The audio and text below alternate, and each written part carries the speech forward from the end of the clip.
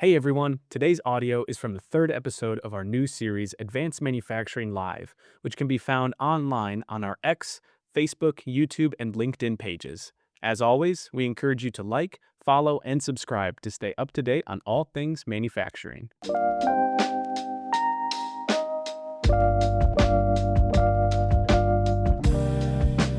Hello and welcome to Advanced Manufacturing Live. We are on the third episode. Your host, Steve Plumb, editor-in-chief of SME Media. Subbing in for my colleagues, the usual host, Carrie Gitter and Mike McConnell. But it's my pleasure to be joined by Justin Baucum from Isembard, a UK-based startup that is expanding its subcontract manufacturing business into the United States using a job shop franchise model. Earlier this week, the company opened its new headquarters in the Dallas-Fort Worth area. Welcome to the show and congratulations, Justin. Thanks. Good to be here, Steve. So it's a unique business model that the company has, and we'll get into that a little bit more in a minute. But just wanted to, if you could share a little bit more about your background.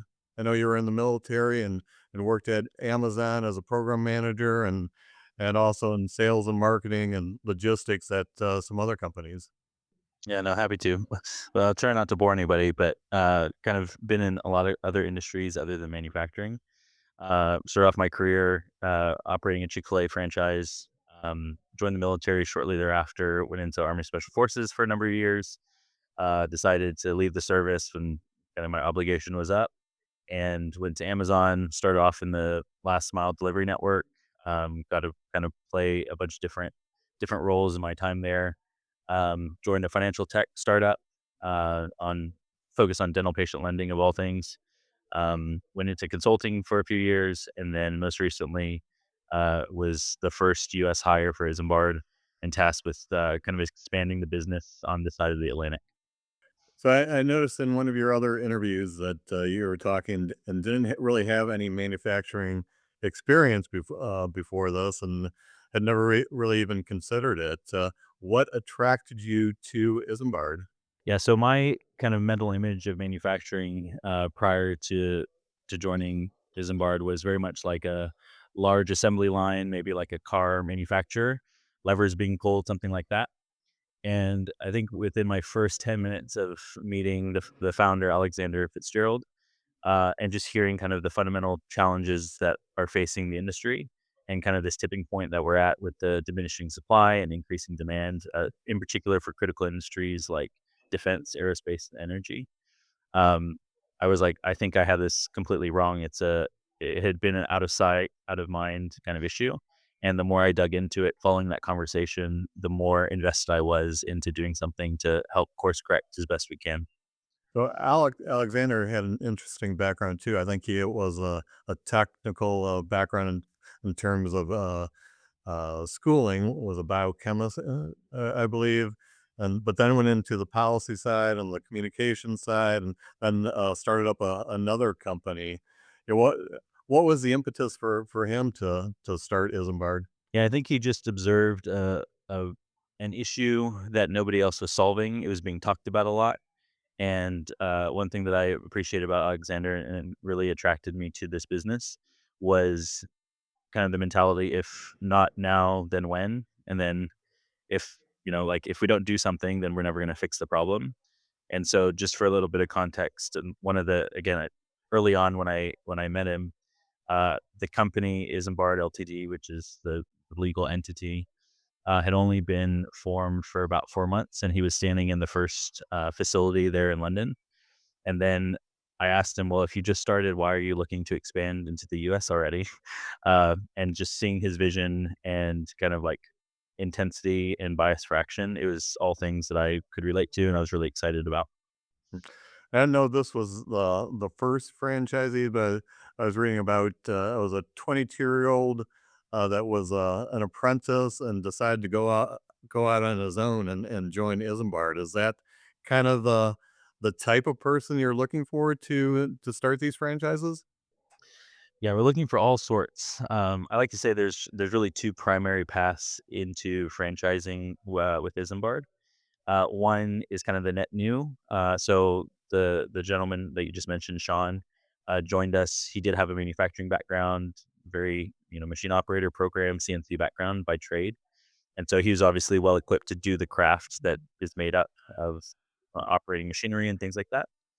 So that would be representative of kind of the net new, no business, and then we're helping stand up a new facility. And then the other pathway is for existing businesses, more of a conversion that wants to take on the Isambard brand and join the network. But on the net new side, you don't have to have a manufacturing background. We actually encourage all sorts, whether it's military background, entrepreneurs, people from all different walks of life who are looking for purpose and a mission to be a part of, because we need more and more people involved in this industry. So you mentioned Chick-fil-A, that you had some experience there, and when people think of franchises, fast food is one of the typical things that they uh, comes to mind. How is the Isambard model similar to that and different to that? What do you bring and offer to the franchisees? Yeah, so I would say some of the similarities in what we're creating is consistency.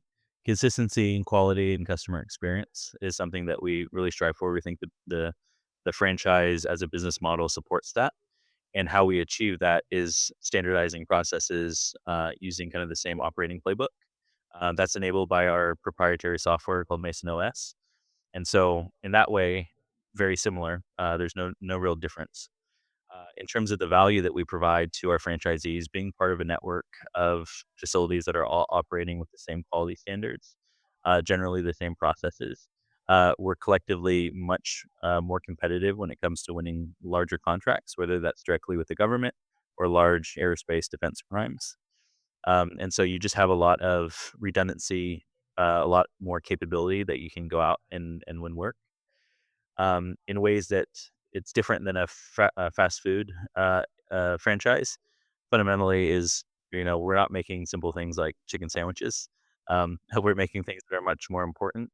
But that said, I think there's certain ways that businesses like that where you have to make exactly the same thing over and over in the space that we operate in, whether it's handling, quick turn prototype type parts or full scale production, there's always going to be some degree of variability. And so by having an operational playbook that gives some parameters to ensure quality standards, but leaves kind of the craftsman to do the craft is something that we think like you can't uh, you can't do that with the chicken sandwich, like, otherwise your quality would suffer, but in this industry, um, 50% of this, in my opinion, is very much a science, and then 50% of it is very much an art form, and so leaving room for that, I think is really important. As when you visit the websites, some of the first things that are mentioned on it are drones, nuclear energy, I think hypersonic systems. Not very much not chicken sandwiches. Are those the type of products that you're really targeting? And you don't produce the full system, but you produce parts and other subsystems for them. Yeah, those are actually representative of work that we have done. So not just aspirationally. One of our first customers, we made components and different bits of the assembly of a robotic arm. Uh, I would say like a month after we delivered those parts, we got some photographs from that particular customer, and that robotic arm was in space. And so, being one step away for something like that. Similarly, with the defense industry, those product types that you mentioned are going into real world application, whether it's more in just like established, going on a navy ship or going to the warfighter, whatever the case may be. Those are things that we're actively producing. I think right now you have 5 facilities and about 45 or so machines, so 8 or 9 machines per facility. Is that kind of the sweet spot that you're looking at? Yes, on the first question in terms of number of facilities, not quite on the second question regarding the split. So we don't think that there needs to be a one size fits all in terms of machines in within any four walls. We actually think that having a degree of variability across the network is healthy. It also allows us to be really strategic with how we route demand, so we fit the capacity with the demand requirement. Now, part of the beauty of the franchise sort of model is that whether you're somebody that wants to just have a single machine, maybe two machines, and be more of a owner operator type, the model supports that.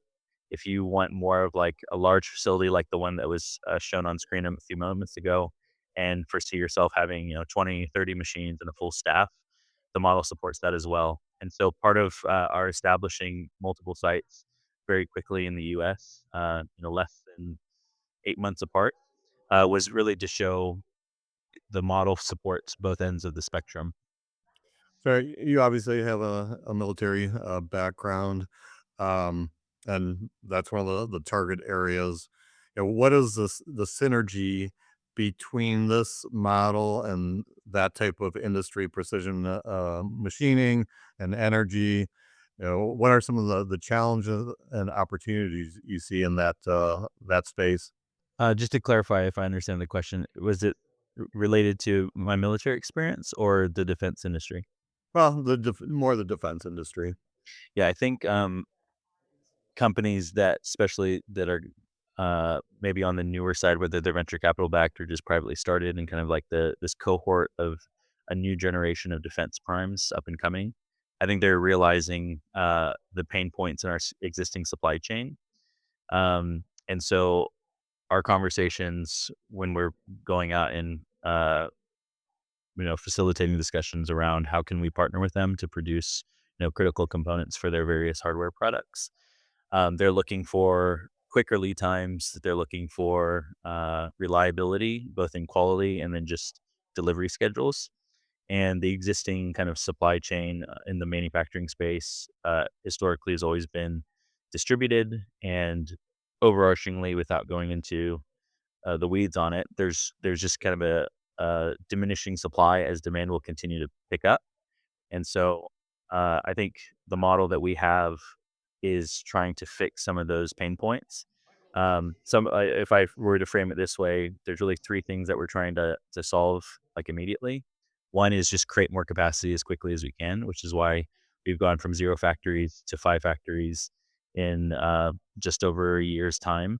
Um, and then we'll continue to exponentially increase the rate of new factories launching, new machines adding to the network. Um, I also think that in order to sustain at greater volumes and production rates, you have to have a way to connect all of those facilities, and that comes into play with our software, which is enabling all of that.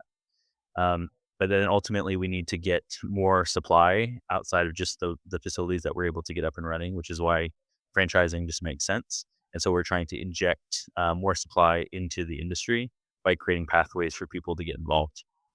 Now, the software, Mason OS, is that it? That's correct. And is that similar to an ERP or QMS, or what exactly does that? What are the capabilities? Yeah, all the above. We're taking a very modular approach to how it's being developed. So we have an in-house software development team, uh, highly capable. One of the unique things about it is that our software teams sit in one of our factories so that the feedback loop is instantaneous. So something that we're dealing with, on the shop floor, so to speak, can be solved and reflected within our software platform. And the reason we're taking more of a modular approach to it is we're looking at where is the biggest value return, or where is the biggest pain point in how we're operating. Let's solve that first and then continue to build out. So long term, we basically want to create a platform that you can run a machine shop off of. So everything from quoting, prospective work, all the way through invoicing and everything in between. So managing scheduling, inventory management, supplier management, all of those things. So today it does many of those aspects already. We'll continue to refine it and build it out, and then add more and more capability over time. As you probably quickly learned in your ramp up to manufacturing, is that there's a ongoing workforce shortage and skills gap throughout the industry. Does the franchise model help that? And what sort of training program do you have for people coming on board? Yeah, I think there's definitely a need for more folks to get trained up, especially on the CNC side of things.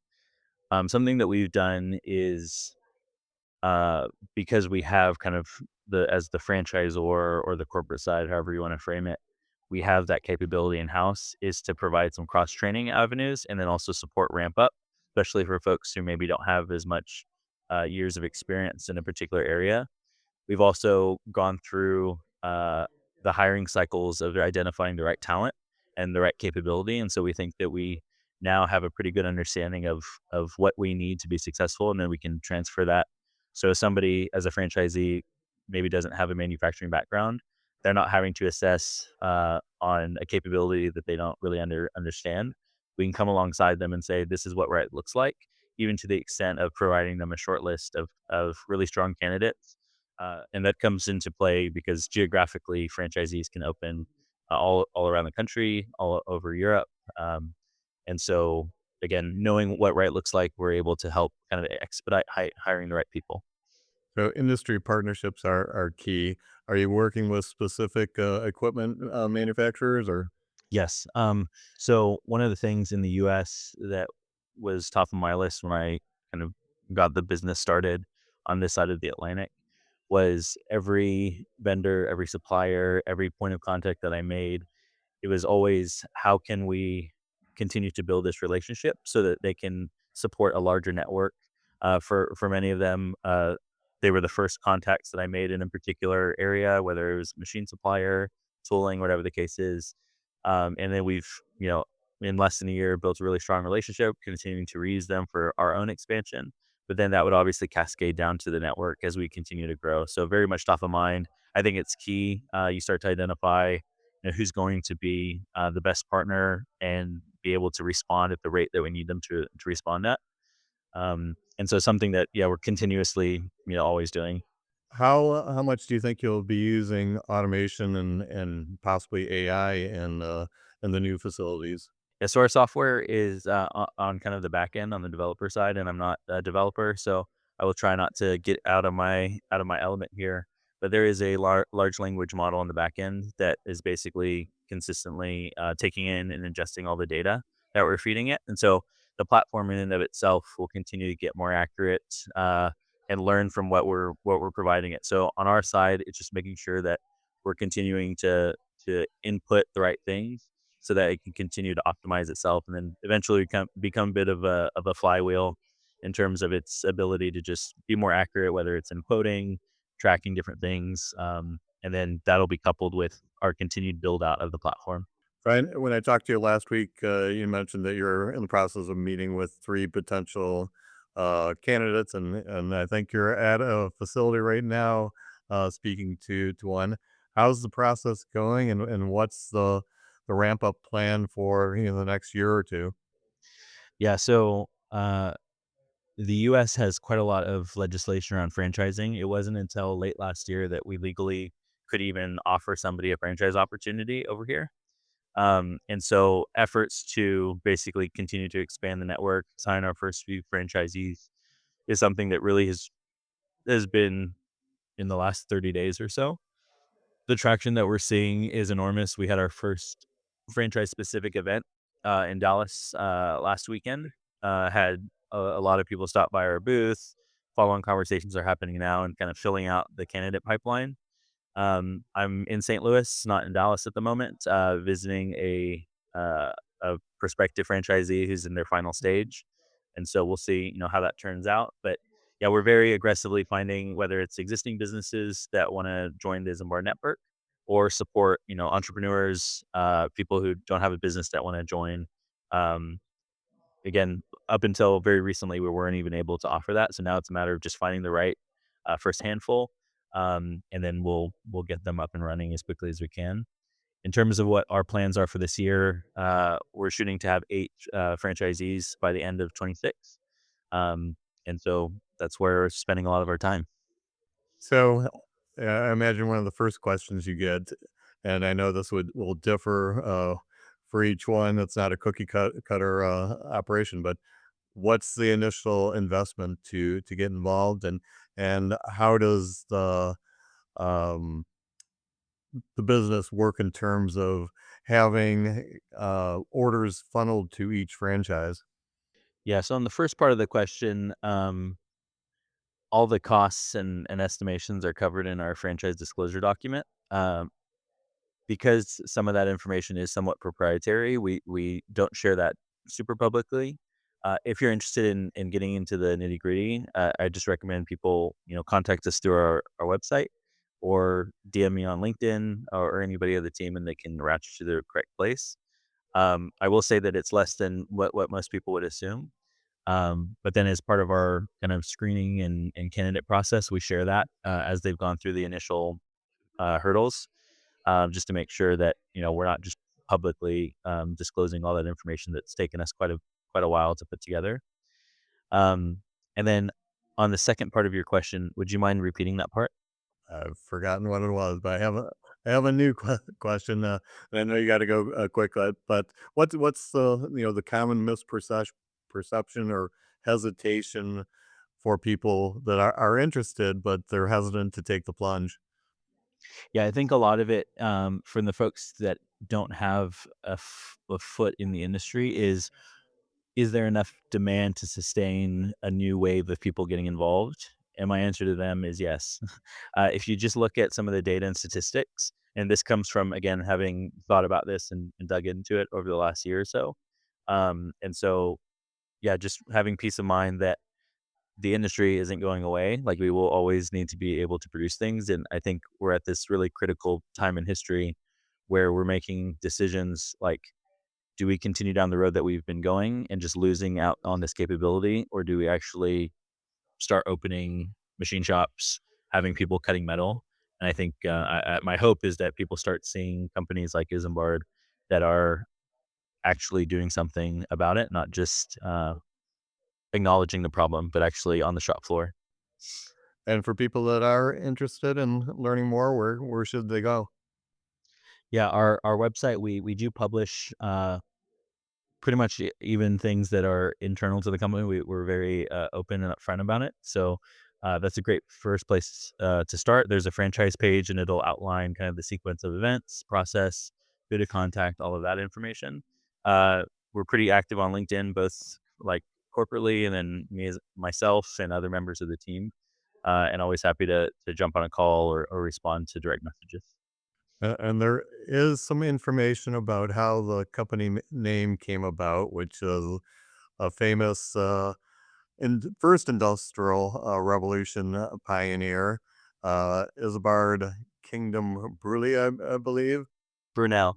Brunel and his father as well. So he's kind of an early Tesla type figure in the 1800s to 1850 or so. But yeah, check it out. And Justin, I know you got to run and catch a flight. So thanks for joining us. Yeah, my pleasure. Thanks so much for having me.